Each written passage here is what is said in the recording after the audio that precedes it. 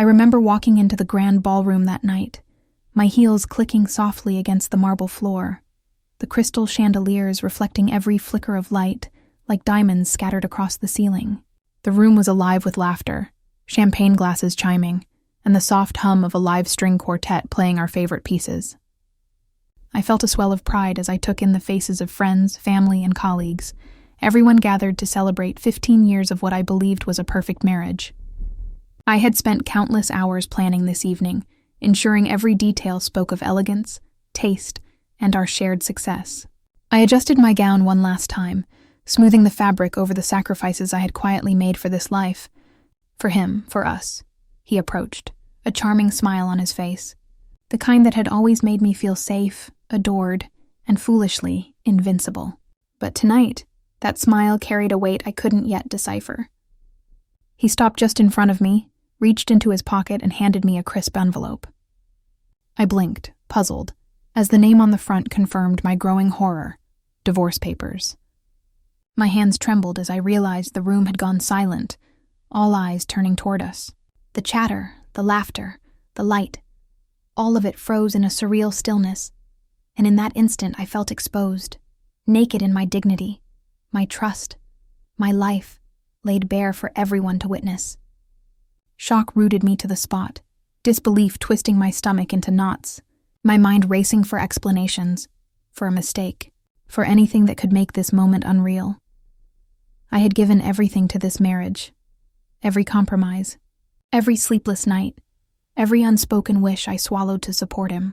His career, his dreams. I had believed in us, in our union, in the narrative we built together. We had laughed at small victories, cried through losses, navigated financial struggles, and celebrated milestones, and yet here I stood, humiliated in front of the very people who had once admired our harmony. I could feel the weight of every glance, the sympathetic or judgmental eyes piercing through me, reminding me of just how fragile appearances were when trust was broken. My heart pounded, each beat echoing the question I couldn't voice.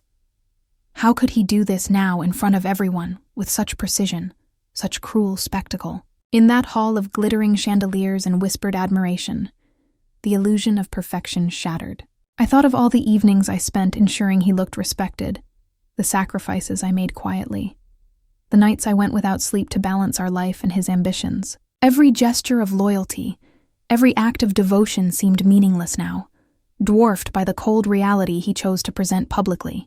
My hands clutched the envelope, my knuckles white, and for the first time in years, I saw him not as my partner, but as someone I barely recognized, someone who wielded my humiliation like a weapon. And yet, beneath the shock, beneath the searing embarrassment, a flicker of something else stirred, an instinct, quiet but undeniable, that whispered I was not powerless, that this betrayal, as public and devastating as it was, might one day fuel a reckoning that no one in this room would forget. The orchestra swelled, the murmurs of guests pressing against my ears, and I forced a shaky breath. I smiled, barely, mechanically, as if the world had not tilted on its axis, my mind already racing ahead, seeking a path through the wreckage. That night, under the glittering chandeliers, amidst the champagne and laughter, the perfect facade collapsed, and I felt the first sting of betrayal that would ignite a fire I would not ignore. I could not know yet that this moment was not an ending, but the first step toward reclaiming everything I had lost, and more.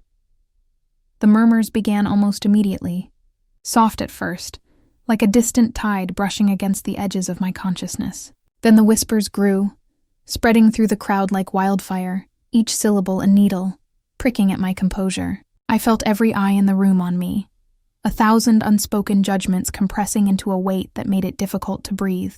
Phones emerged from pockets and purses as cameras flashed, capturing the moment of my public devastation. I could feel the sting of betrayal not just from him, but from the eyes that recorded it, from the social hierarchy I had helped maintain now turning into a mirror of my own humiliation. Every smile, every polite nod felt hollow, a reminder that appearances were fragile and that my carefully curated life could unravel in a single, cruel act. I retreated to a corner, gripping the envelope as if it were the only tangible thing that anchored me to reality.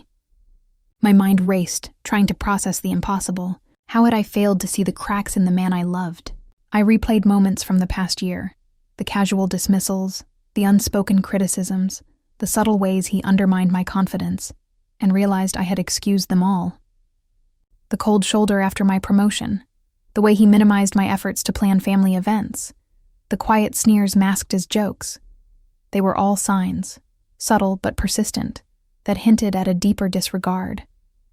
I had chalked them up to stress, to miscommunication, to anything but malice. And now, in front of everyone, his contempt was laid bare, undeniable, and it cut sharper than any private argument ever could. Images of the evening's earlier moments flashed through my mind. The laughter, the champagne toasts, the way I had felt proud to stand beside him. A partner in every sense. That pride now mocked me. The carefully arranged flowers, the orchestra playing our song, the speeches from friends, all of it became part of a surreal theater of cruelty in which I was the unwilling star. I could hear snippets of conversations. Can you believe she's still standing? I didn't know they were divorcing. Wow, in front of everyone? Each comment was a blade, invisible yet searing.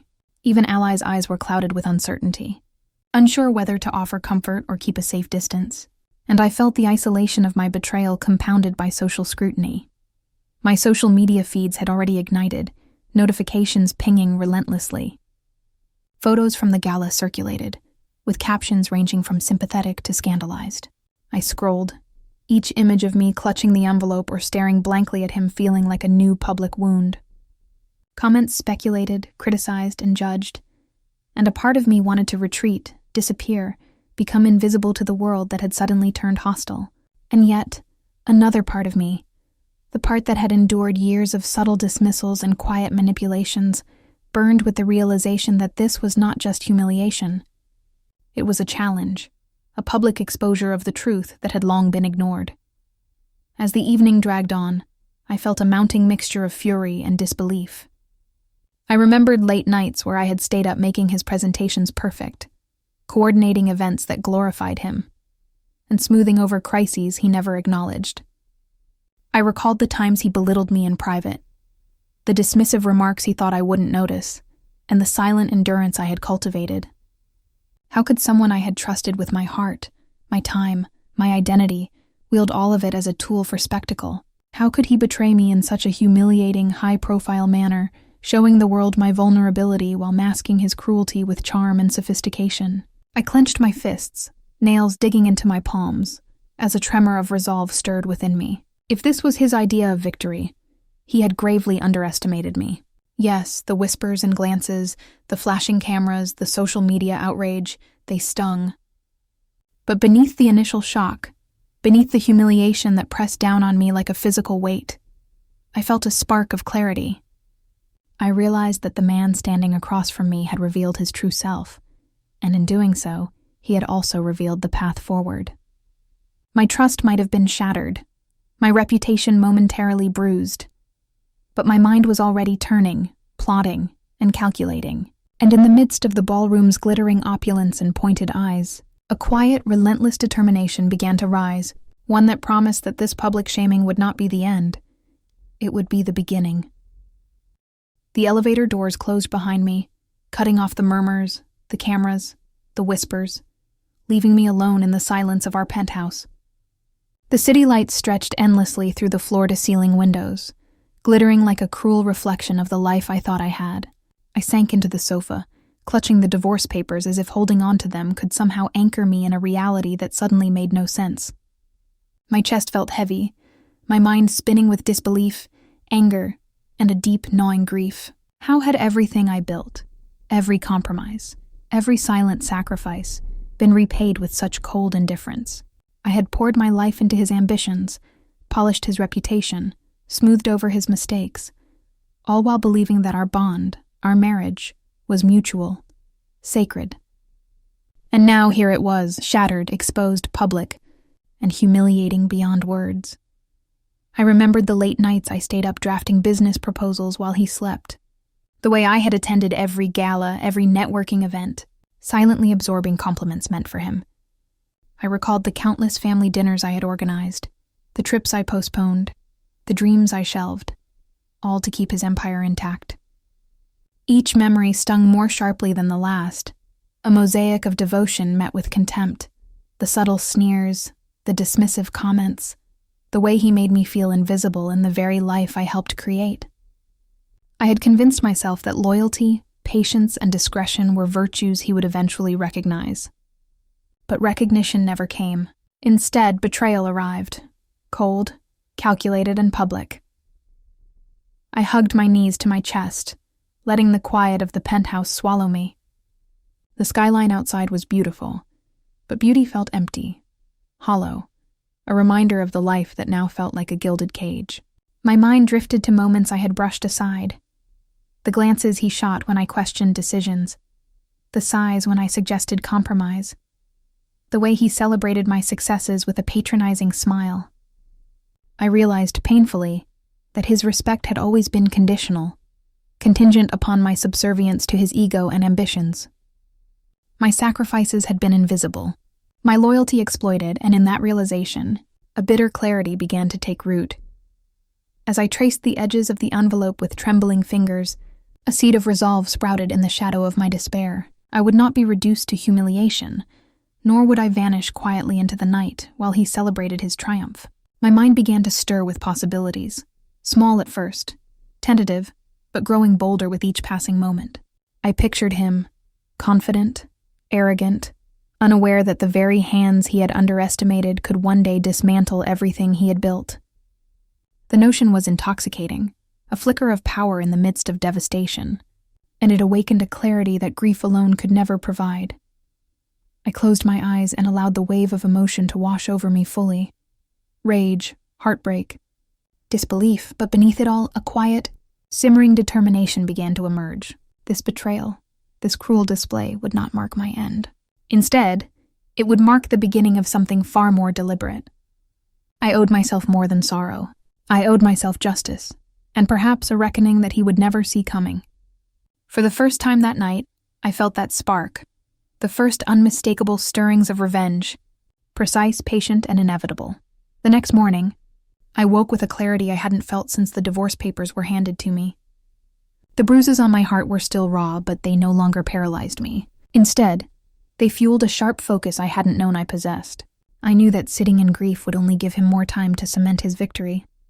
If I was going to reclaim control, I would need to become invisible and omniscient at the same time. The first step was intelligence. I had spent years observing his patterns, his reliance on others, and the way he dismissed those who questioned him. Now, I would use that knowledge, quietly, strategically, and without hesitation. I began by examining his empire, the sprawling network of businesses and investments that had once felt like shared triumphs. In the solitude of my office, I sifted through documents I had access to, contracts and ledgers that held the skeletons he assumed were hidden.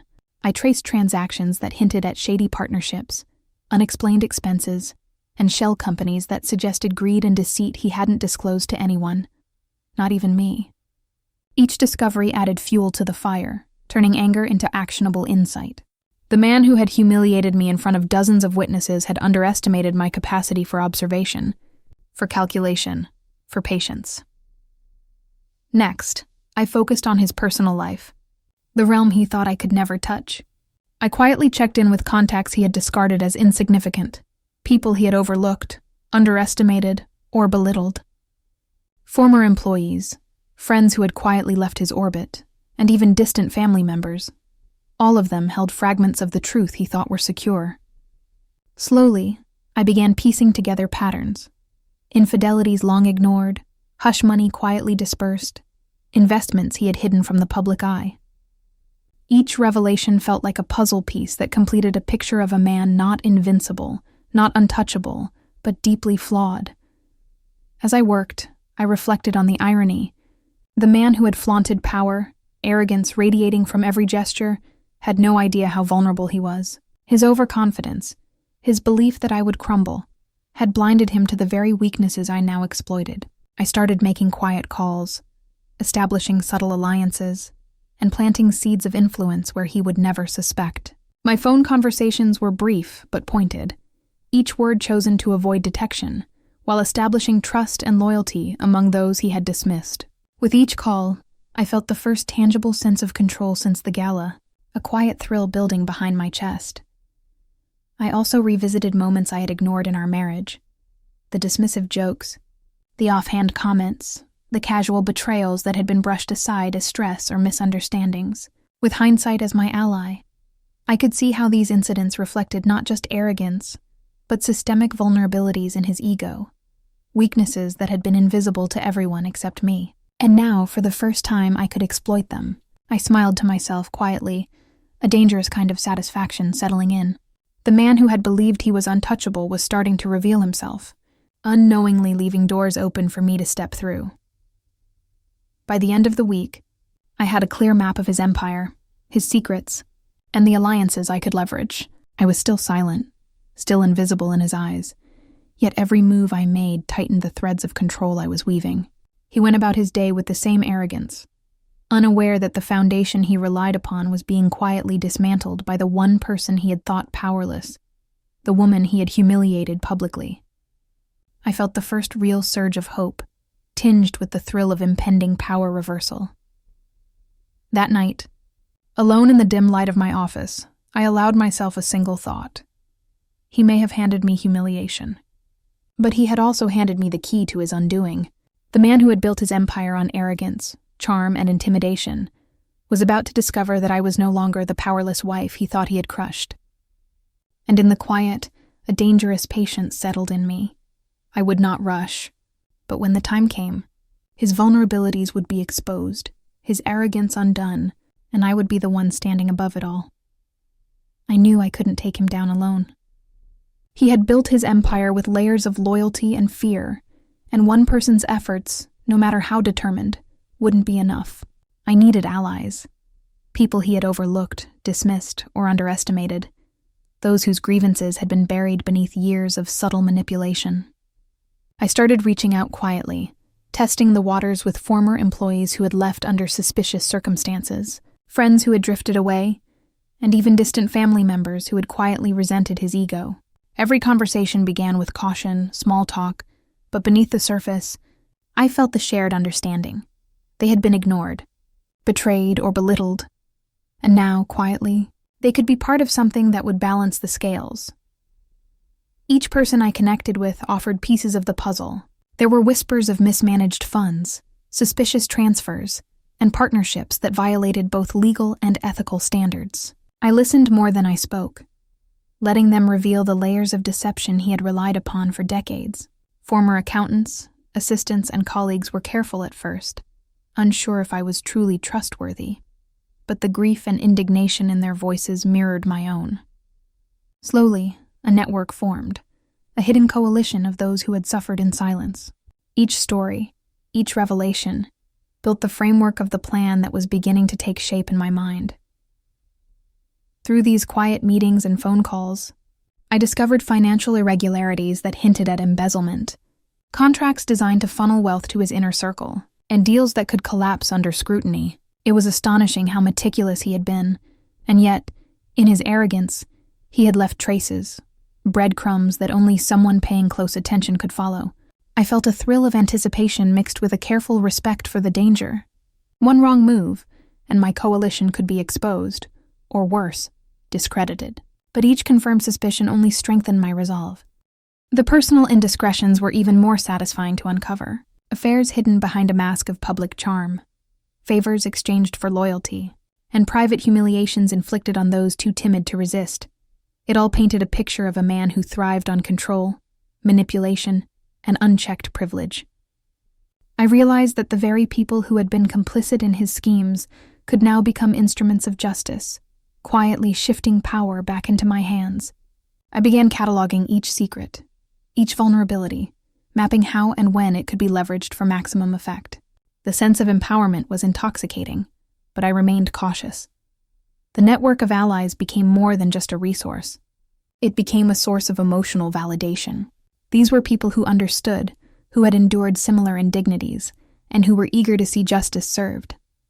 Their trust, earned through empathy and shared experience, became the invisible armor I would wear in the battles to come. Together, we began coordinating, identifying targets and weak points, and devising strategies that balanced subtlety with impact. The thrill of shared purpose was almost as powerful as the idea of revenge itself. And yet, even as the network grew, a question lingered at the edge of my mind. He was cunning, used to controlling every interaction, every perception. Would he begin to notice the quiet shifts, the whispers in the right ears, the subtle movements in his empire? Could he sense that the woman he had humiliated, the one he had publicly displayed as powerless, was now orchestrating a strategy that would upend everything he had built? I couldn't know for sure, and that uncertainty added an edge to every call, every meeting. The night ended with me reviewing notes, names, and vulnerabilities in the dim light of my office. The pieces of the puzzle were coming together, the network solidifying, and the seeds of a reckoning planted carefully in secret. My husband, so confident in his control, had no idea that the foundations of his empire were quietly being pried apart.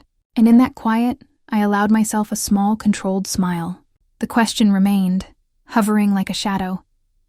Would he ever suspect the storm building behind his back, the carefully constructed plan that was quietly threading through the people he had dismissed? I moved with the calculated stillness of someone who had learned to be unseen and to listen. My first rule was simple: occupy the spaces he assumed I didn't need. I began attending trustees' breakfasts, casual lunches with board members, and weekend charity gatherings where partnerships were whispered over coffee. I wore the mask of a wounded wife when it suited me, letting him revel in his perceived victory while I quietly took notes and made mental ledgers. The thrill of being underestimated settled around me like a cloak, warm and useful. I deliberately reactivated relationships he had dismissed as unimportant. The junior lawyer he refused to mentor owed me a favor after I recommended her for a pro bono case. A disillusioned CFO who had watched money leak from the company agreed to meet me for a long, careful lunch and slid me spreadsheets that made my stomach twist. I never demanded fealty. I offered discretion, acknowledgement, and a listening ear. People whose voices he had silenced suddenly found someone willing to amplify them, and those small, grateful alliances became the scaffolding of my plan. I used public appearances as instruments, selecting events where his theater of excess would make him predictable. He loved spectacle, the grand entrances, the ostentatious toasts, the demonstrations of wealth that smelled faintly of insecurity. So I engineered conversations that baited him into revealing patterns. At a museum fundraiser, I suggested a symbolic matching gift challenge. When donors followed up, the paper trail led to loans and transfers tied to shell companies he thought were private.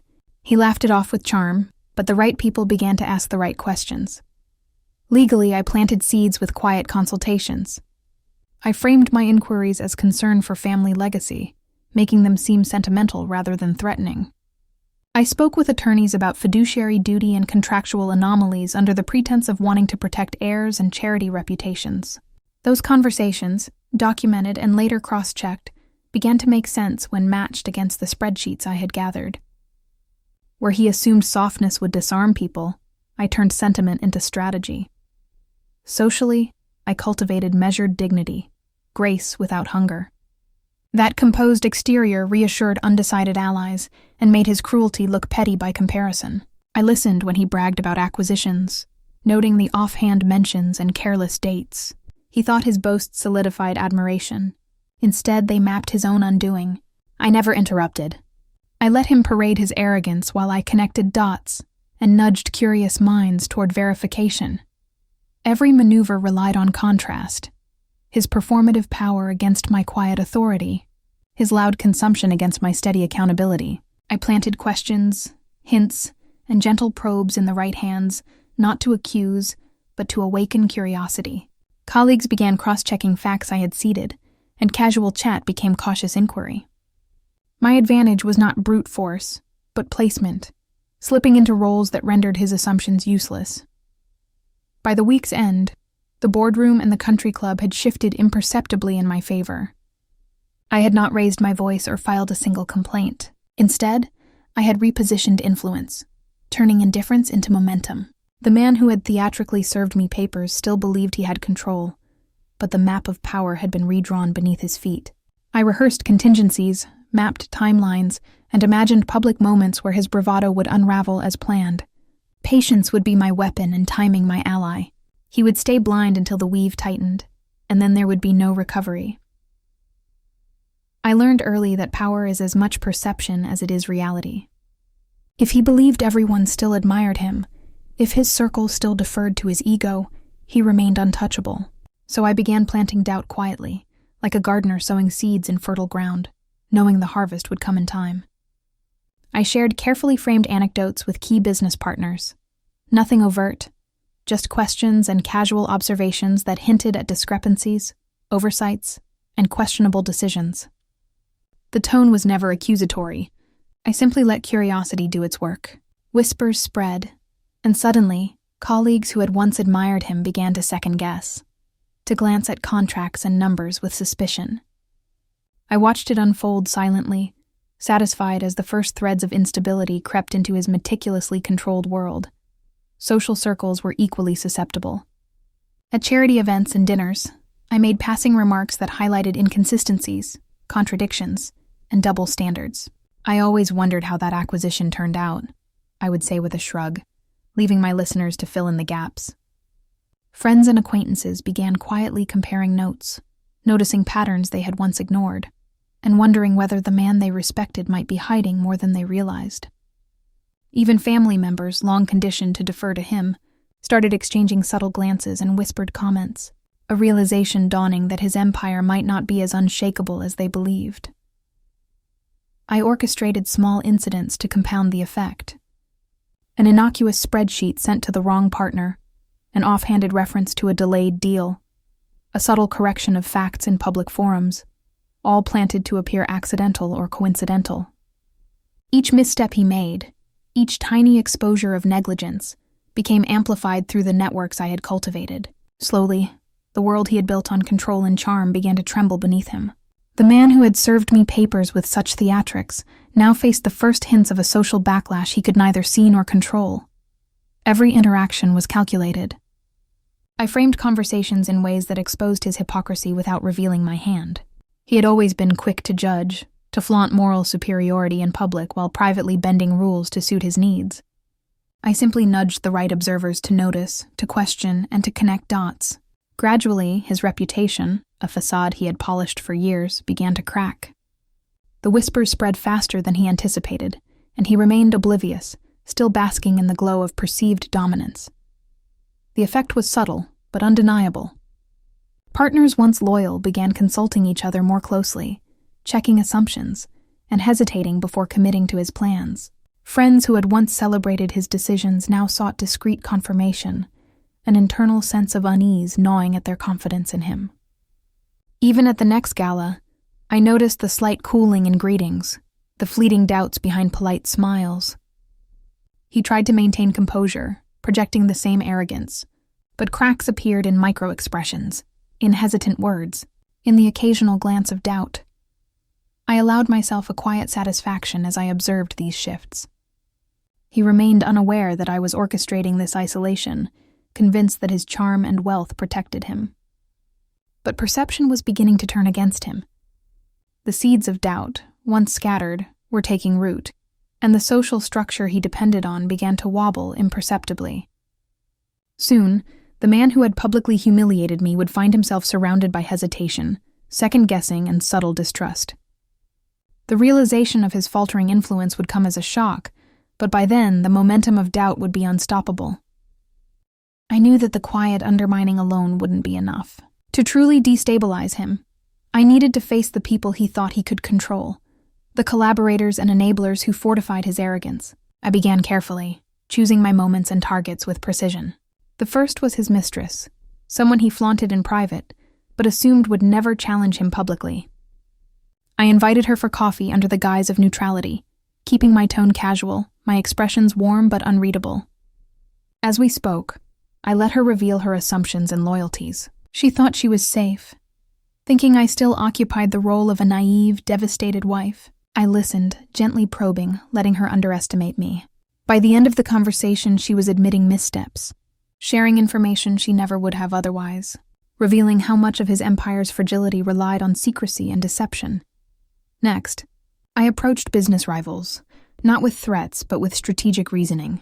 I framed my inquiries around fairness, industry standards, and mutual benefit, creating a sense of moral alignment while subtly exposing his corner-cutting and dishonesty. Each conversation was measured, designed to leave them curious, cautious, and aware that he had misrepresented situations for personal gain. By maintaining composure, letting logic and empathy lead, I contrasted sharply with the arrogance he usually displayed. These men and women, long frustrated by his overconfidence and charm, began to see me as a stabilizing force, someone trustworthy who could provide clarity in the chaos he had engineered. Family members were perhaps the most delicate. Estranged siblings and cousins had suffered quietly under his manipulations, and I approached them with empathy, recounting small incidents he had orchestrated to favor himself or humiliate others. I allowed them to speak freely, validating their experiences, and in doing so, I revealed the patterns of his behavior that they had once dismissed. With each shared memory, I strengthened the bonds of an informal alliance, showing that his arrogance and cruelty were no longer unchallenged. They began questioning his motives and decisions, unsure whether their loyalty had been earned or coerced. The contrast between my calm and strategic approach and his usual frantic, overconfident energy became a powerful tool. While he paraded arrogance and charm, attempting to control narratives through intimidation and spectacle, I was deliberate, patient, and methodical. Each confrontation left me stronger, while his network, once seemingly unassailable, began to wobble. Even minor revelations had disproportionate effects. When a former business partner confirmed a mismanaged deal, or a relative admitted being manipulated, the information circulated in ways he could not anticipate or contain. Dialogue became my weapon. I let questions prompt admissions, let casual observations expose indiscretions, and kept my own emotions carefully masked. I observed reactions, the micro-expressions of guilt, the hesitant phrasing, the small slips of arrogance turned into vulnerability. Each interaction reinforced my sense of control, while subtly eroding his perceived omnipotence. I noticed that where he had relied on fear, I could rely on reason, persuasion, and credibility. It was a stark contrast, his frantic attempts to dominate versus my quiet, calculated orchestration of the truth. By the end of the week, I had confronted key collaborators across multiple fronts: personal, professional, and familial. I left each encounter with valuable insight and subtle leverage, and the cumulative effect was palpable. His network was no longer cohesive. Cracks had formed where none had been visible. I could feel the momentum shifting, the balance of power tilting subtly but unmistakably in my favor. And yet, even as I moved confidently, I knew the ultimate confrontation with him was still ahead, a reckoning that would require patience, precision, and timing. Every step I took, every person I engaged, brought me closer to the moment when his frantic arrogance would collide with my carefully constructed strategy, leaving him exposed in ways he could never recover from. The night of the charity gala arrived like a meticulously timed performance, each detail designed to appear accidental while serving a precise purpose. I arrived quietly, slipping past the cameras and well-wishers under the guise of a distant cousin, someone he wouldn't notice. The ballroom glittered with crystal chandeliers, polished floors reflecting a sea of designer gowns and tuxedos, but I barely noticed the luxury. My focus was on him, striding through the crowd with his usual arrogance, radiating control, completely unaware that the stage had been subtly set for his first public humiliation. He approached the podium to deliver his usual speech: charm, charisma, and inflated achievements, but I knew the vulnerabilities lurking beneath the polished exterior. Over the past months, every interaction, every document, every conversation had built toward this moment. Using insider knowledge from former employees and financial records he assumed were private, I'd coordinated with journalists and trustees, planning questions that would unearth irregularities without revealing my hand. It was subtle, surgical, and utterly devastating. As he spoke, I noticed the first micro-expressions of discomfort flicker across his face. A question from a trustee about the allocation of funds, phrased innocuously, triggered a ripple of hesitation. The journalist, alerted by whispers and background research, began asking follow-ups, connecting dots he had assumed invisible. The cracks widened, and he tried to maintain composure, smiling and gesturing, but the audience began to shift, their polite attention tinged with curiosity and doubt. Each carefully orchestrated detail I had planted worked in concert, and the room's energy slowly morphed from admiration to tension. I could see the beginning of panic in his eyes, subtle but unmistakable. He stumbled over explanations that were technically correct but morally hollow, evading questions that were now unavoidable. The very people who had deferred to him, who had celebrated his achievements unquestioningly, began exchanging glances, murmuring softly. Social status, wealth, and charm, the tools he had wielded effortlessly for years, were suddenly insufficient to mask the truth. He was vulnerable, exposed, and I remained a ghost in the audience, savoring each fraction of his unraveling with a mix of satisfaction and quiet triumph. The media cameras began to focus, capturing the hesitation, the stammered justifications, the flush of embarrassment spreading across his face. Articles would run the next day. Screenshots would circulate on social media. For the first time, the man who had humiliated me publicly was experiencing the sting of public scrutiny himself. The audience, previously entranced by his aura of control, now felt the tension, the moral dissonance, and a subtle, growing empathy for those he had wronged. It was a reversal of power I had long imagined, now unfolding in real time. From my corner, I observed silently, heart pounding with the thrill of justice delivered without a single raised voice. I allowed myself a faint, controlled smile as I watched him fumble, each moment a reminder that competence, patience, and strategy could triumph over arrogance, wealth, and spectacle. He had underestimated me at every turn, and tonight his hubris became his undoing. I was no longer powerless, no longer invisible. My intelligence, foresight, and careful planning had reshaped the narrative in my favor. By the time the gala ended, the damage was done. The whispers, the side conversations, the subtle gestures of doubt, and the growing scrutiny from media and industry insiders had begun to tarnish his carefully constructed empire. I slipped out unnoticed, leaving him to navigate the fallout, knowing that the first blow had landed perfectly. This public exposure was more than a victory. It was a statement. He was no longer untouchable, and my competence, patience, and relentless strategy were now visible to all who had ever doubted me. Once the first blow had landed, the next phase required precision, patience, and an unwavering focus on leverage. I approached the legal and financial avenues with the same meticulousness I had used to gather intelligence. Contracts, bylaws, and shareholder agreements became my arsenal. I coordinated with attorneys who specialized in corporate law and financial compliance, presenting them with carefully documented evidence of mismanagement, insider deals, and ethical breaches. The information was indisputable, drawn from sources he had believed loyal and invisible. Each document, each sworn affidavit, was another nail in the foundation of his control. Whistleblower accounts, long dismissed or suppressed, began to surface under my guidance. Former employees who had once feared retribution now felt safe to speak, reassured by the legal protections and my careful coordination. Their testimonies revealed not only financial irregularities, but also a pattern of intimidation and exploitation he had relied upon to maintain dominance. I watched, almost clinically, as these revelations slowly eroded the unquestioned authority he had held for years.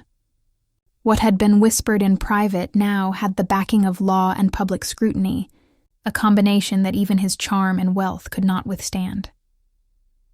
Board members and advisors who had once deferred to his whims began aligning with me.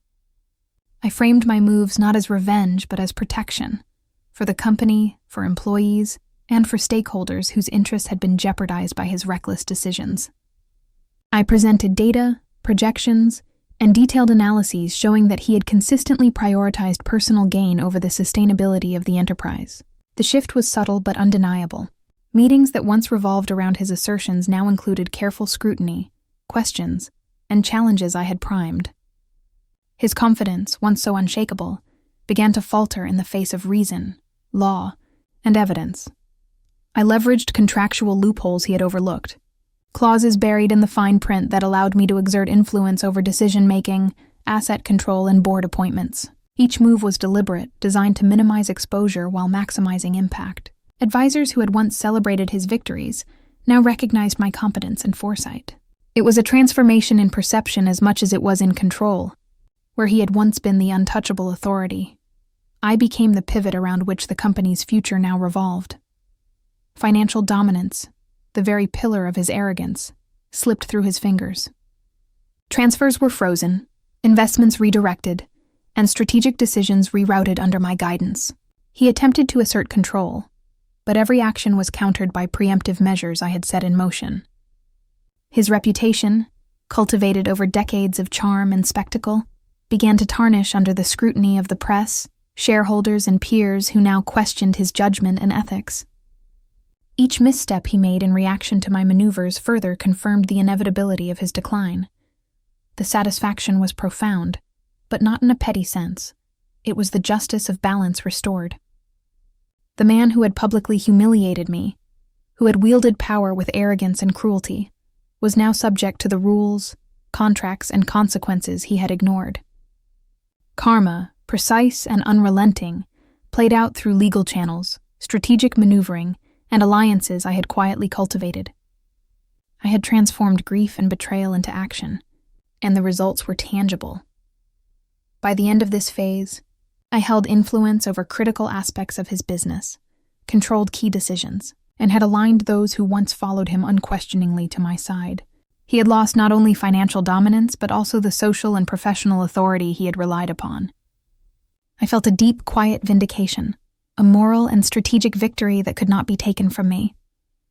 The empire he had built on arrogance and exploitation was now, paradoxically, secured through the very cunning and dedication he had dismissed in me.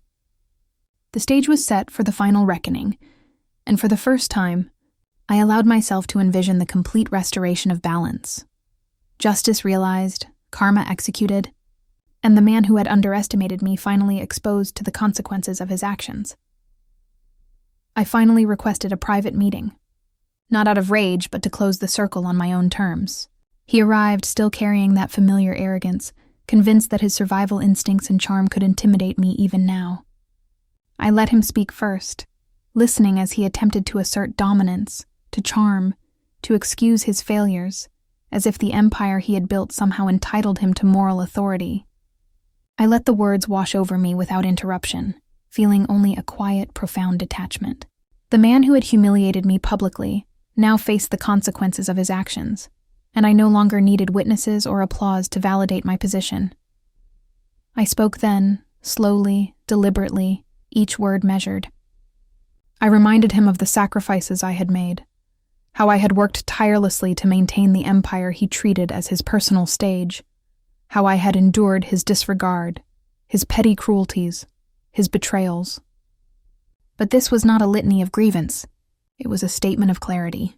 I had endured, observed, and acted, transforming hurt into strategy, betrayal into leverage. I contrasted the arrogance in his tone with the composure in my own, letting him feel the weight of the shift. For the first time, he saw not a wounded wife, but a force who had anticipated, adapted, and ultimately outmaneuvered him. The moment crystallized when I detailed the legal, financial, and social changes that had already shifted the balance of power. I described board realignments, whistleblower confirmations, and the careful unraveling of the empire he had assumed untouchable. He faltered, attempting to maintain a facade, but the cracks were unmistakable. His body language betrayed panic. His voice trembled, and I realized that for the first time in decades, he was vulnerable in the presence of someone he had always dismissed. He no longer dominated the narrative. I did. As I spoke, I reflected inwardly on the journey, the weeks of meticulous planning, quiet networking, and strategic patience. Every insult, every public humiliation, every subtle betrayal he had inflicted had forged the skills, resilience, and insight that brought me to this moment. Contrast framed the scene perfectly. His panic, his hubris, his miscalculations versus my calm, deliberate execution and moral clarity. I recognized that my revenge was not simply financial or social. It was emotional, ethical, and total. I had reclaimed my dignity, asserted my intelligence, and proved that patience paired with strategy could dismantle arrogance and entitlement. There was no need for theatrics. No cameras, no gala audience, no social media posts. The true spectacle was in the quiet devastation I observed, the recognition dawning in his eyes that he had misjudged me completely. I had ended his control without violence, without spectacle, but with precision that left no doubt about who held power. His empire might continue, but it was no longer his alone. He was constrained, accountable, and diminished in ways he could not ignore. As he sat there, silent and stunned, I felt a profound relief wash over me. The humiliation, the betrayal, the sleepless nights, the meticulous planning all led to this emotional apex. I had turned grief into strategy, weakness into leverage, and betrayal into justice. I rose, not gloating, but resolute, leaving him to absorb the reality he had never anticipated. The woman he underestimated, humiliated, and betrayed was now the orchestrator of his reckoning. He was no longer the dominant figure in our story, I was.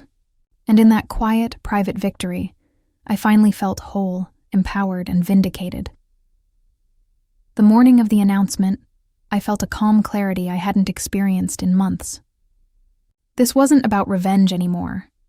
It was about reclaiming my story, asserting my identity, and restoring the respect that had been stripped from me in that gilded ballroom months earlier. I had prepared carefully, crafting each word to be concise, powerful, and truthful. The platform didn't matter, whether through a press release, social media, or a statement at the next gala. The effect would be the same. I would no longer exist as the woman humiliated, underestimated, and dismissed. I would exist as the one who had endured, observed, and triumphed. When the cameras turned toward me, or when the message went live, I felt the gravity of the moment, the subtle shift in perception that comes when someone steps forward with both authority and integrity. I recounted my journey, carefully omitting vindictive tones, focusing instead on the truth. The mismanagement, the arrogance, the betrayals that had been hidden beneath a facade of wealth and charm. I highlighted the lessons learned, the alliances forged, and the painstaking work that had restored balance and accountability. My tone was calm, measured, yet infused with a quiet strength that demanded attention and respect. The reaction was immediate. Colleagues, partners, and social acquaintances who had once deferred to his every whim now acknowledged my intelligence, resilience, and moral clarity. Messages flooded in, congratulations and affirmations from those who had long admired discretion, but now admired courage. It was a social correction as much as it was personal vindication, an acknowledgement that the narrative had shifted. The man who had humiliated me publicly found himself marginalized, questioned, and subtly isolated. His arrogance, once a shield, now seemed brittle, ineffective against the integrity and competence I had displayed. The power of contrast was undeniable. Where he had been frantic, defensive, and erratic in private, and subtly unmasked in the gala, I stood poised, articulate, and unshakable. My calm authority highlighted his failures without overt confrontation. I noticed how social dynamics subtly adjusted. Former allies hesitated before aligning with him. Curious observers respected my composure, and the subtle shift in perception rippled across professional and personal circles. The equilibrium had tipped, and it was clear who now held influence and credibility. I allowed myself a private satisfaction in knowing that the victory was not merely strategic or financial. It was symbolic and emotional. The public statement signaled a complete reclamation of narrative. I was no longer the powerless wife, the silent supporter, or the overlooked partner. I had transformed humiliation into insight, betrayal into leverage, and grief into empowerment. Every carefully calculated move, every alliance nurtured, every vulnerability exposed had led to this moment where truth, patience, and strategy aligned perfectly. As I concluded the statement, the applause and quiet acknowledgement from those around me resonated deeply. I saw the realization in their eyes. I was no longer reactive, no longer defined by his actions. Socially, professionally, and emotionally, I had regained control.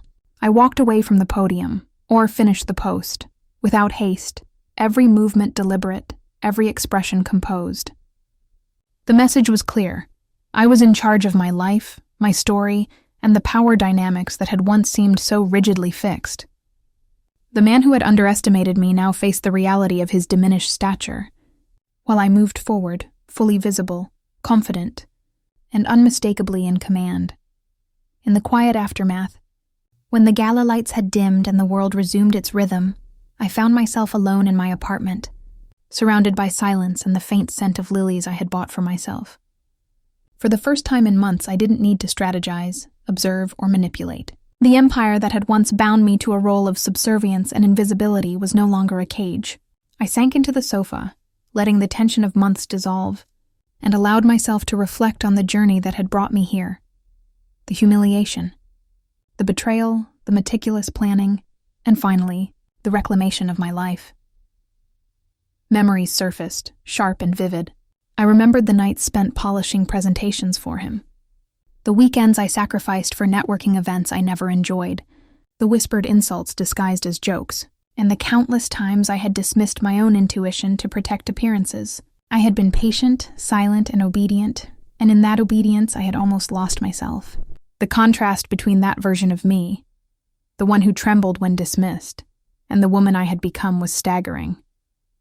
I saw clearly how much strength it had taken to endure, how much intellect had gone unnoticed, and how much resilience had been forged in the crucible of betrayal. I allowed myself to relive moments of victory, savoring the justice I had orchestrated without arrogance or spectacle. The public exposure, the legal victories, the shifting alliances, they were all tangible proof that intelligence, patience, and strategic action could overcome cruelty, hubris, and injustice. Yet, amid the triumph, there was a quiet acknowledgement of cost. The sleepless nights, the constant vigilance, the careful cultivation of secrecy and alliances. Each gain had demanded sacrifice, each victory tempered by the vigilance it required. But unlike the humiliation I had once endured, this weight was voluntary, a testament to my agency and foresight. I reflected on the subtle transformations within myself. The fear and doubt that had once shadowed every decision were replaced by confidence and clarity. The anger that had fueled the investigation and strategy was now tempered by perspective and self-respect. I realized that empowerment was not about dominance over others, but mastery over oneself, the ability to act decisively, ethically, and strategically. My sense of identity, once overshadowed by his ego and the expectations of social performance, had been reclaimed, polished, and fortified. Even as I relished the sense of liberation, I allowed a bittersweet awareness to settle in. Relationships that had been strained or lost could not simply be restored. Trust, once fractured, required rebuilding. The man who had betrayed me publicly and personally remained in my memory, a reminder of the cost of complacency and the stakes of vigilance. Yet his diminished presence no longer dictated my emotional state. I could observe him as a former obstacle rather than a current threat, a symbol of lessons learned rather than ongoing struggle. Finally, I looked toward the future, imagining days shaped not by reaction, humiliation, or expectation, but by choice, autonomy, and purpose. I planned small joys, personal projects, and meaningful connections that reflected the person I had become: resilient, intelligent, and unapologetically self-assured. The journey had been painful and complex, but it had delivered clarity, moral satisfaction, and the catharsis that comes from standing unshaken after a storm. In that quiet reflection, I realized I had been reborn, wiser, stronger, and fully in command of the life I had fought so hard to reclaim. As I closed the door behind me that evening, I felt a weight lift that I hadn't realized I'd been carrying for years. The empire he had tried to dominate was now firmly within my understanding, my influence, and my control. Not through chaos or spectacle, but through patience, strategy, and unyielding clarity. The world around me continued as always, unaware of the battles waged in whispers, documents, and quiet conversations. Yet I carried the undeniable knowledge that I had outmaneuvered arrogance itself. I allowed myself a small smile, thinking of those who had doubted me, laughed at my perceived fragility, or assumed I lacked the vision to act. They had witnessed only the surface, unaware of the subtle threads I had been weaving beneath it. The lesson was clear. Underestimation was a dangerous mistake. I had turned invisibility into power, silence into leverage, and betrayal into strategy. In every corner of the social and professional spheres he once dominated, my influence now rippled quietly, a force as firm as it was discreet. Looking ahead, I felt both calm and invigorated. I was no longer reacting to others' whims or seeking validation. I was defining my own boundaries, shaping my own path, and embracing a freedom I had once thought impossible. Each alliance I had forged, every insight I had gathered, and every careful move I had made had prepared me to navigate challenges with intelligence and foresight. Those who had assumed they knew me would soon learn, if they hadn't already, that strength could appear quiet and unassuming, yet be utterly unstoppable. Even in moments of ordinary life, meetings, social gatherings, casual conversations, I carried the awareness of what I had accomplished.